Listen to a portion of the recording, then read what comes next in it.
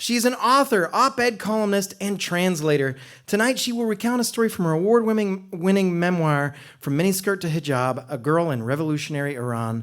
Please put your hands together for Jacqueline Saper!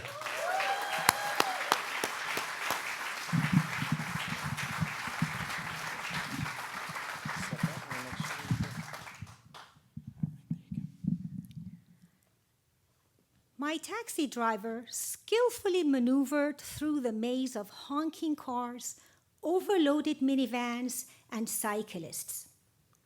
Not only driving, but living in Tehran was not for the faint of heart.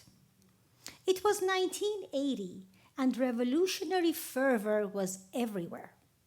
Less than a year before, the last king of Iran's secular government had been overthrown, ending 2,500 years of monarchy in the country. Utopia had arrived. The new theocracy replaced the constitution, the flag's emblem, and implemented many new laws. The most significant was the new dress code, especially for women. I looked out from the window of the taxi onto the busy streets of my cosmopolitan hometown. "Sister, guard your hijab," was the commonplace slogan in the media and wall graffiti. On the radio, the reporter would interview women in the street, asking them why they were wearing hijab. The answer was always the same, that by wearing hijab, they are slapping their fist in the mouth of America, the great Satan. By now, except for myself and my parents, everyone I knew in my close-knit Jewish community had fled the country. Women still had the option to cover or not cover their hair. I chose to wear my hair in a ponytail, although I had felt extremely self-conscious when in public. I stepped out of the taxi and continued walking to Farah Park, named after the last queen.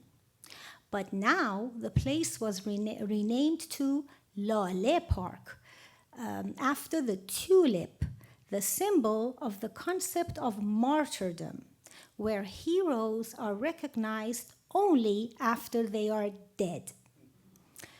Deep in thought, I noticed someone was trying to talk to me. I turned around and saw a young woman dressed in a tent-like black chador and a man standing next to her. The man stood back as the woman approached me. "Excuse me, sister," she said. "May I ask you to open the zipper of your tote bag and show me the contents?" What an odd request. I had many thoughts in my mind in the next few seconds. Maybe they were looking for anti-government leaflets secretly passed on by the opponents of the new regime to passers-by in the street. But I realized I had been stopped by the morality police. They were known to roam the city streets and neighborhoods to enforce the new decree of hijab. All women and girls, regardless of their nationality or religious beliefs, had to abide by the law and wear loose clothing from the top of their head to their toes in drab colors. Anyone who opposed the morality police would be reprimanded or detained.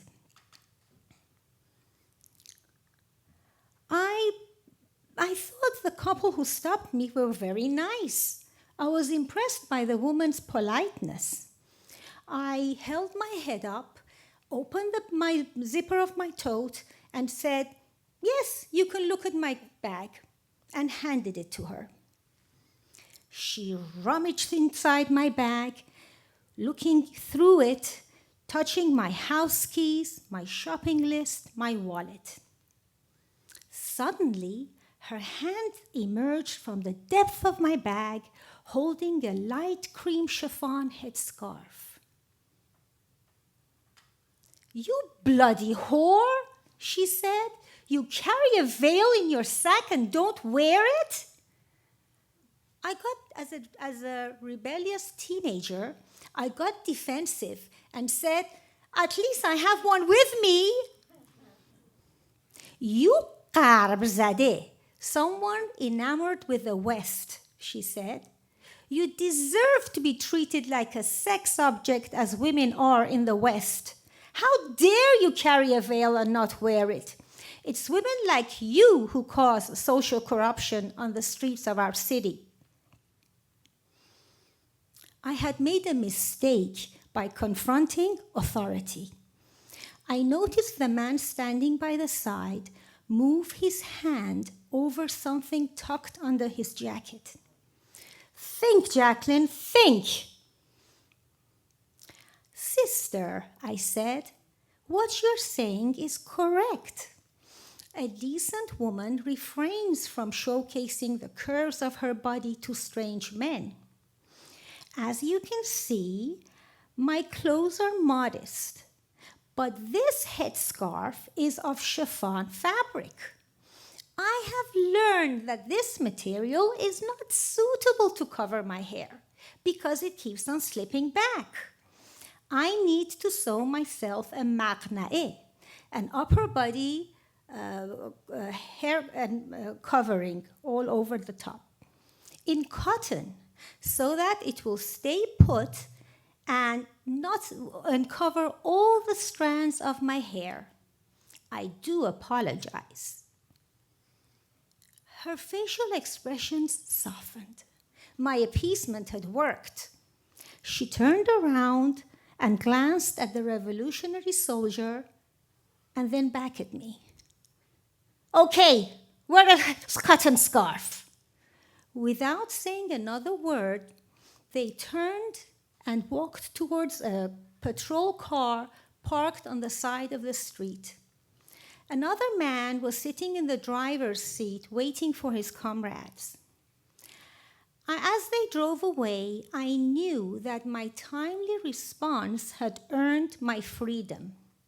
But from then on, I could no longer go in the streets as I had in the past.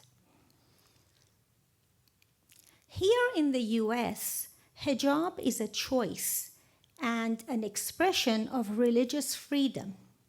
In sharp contrast, hijab is compulsory in Iran. In 2022, the Iranian government is using facial recognition technology to arrest women who are not properly covered in public or on their social media posts.